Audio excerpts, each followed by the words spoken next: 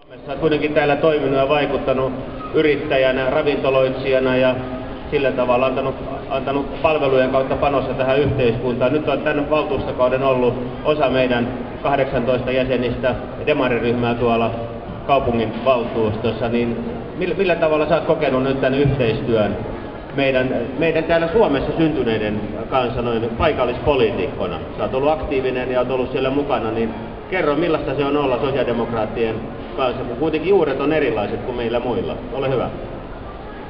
Kiitos ja hyvää päivää mun puoliltakin. Kyllä tää on hyvä maa, hyvinvointivaltio, mutta mä siis syntynyt Intiassa. Se on semmosia kerrostaloja, missä ei ole portaita.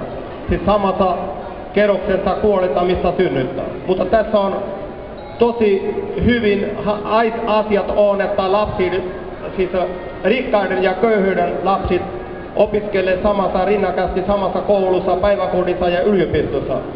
Tämä on kyllä hieno maa, hyvinvointivaltio.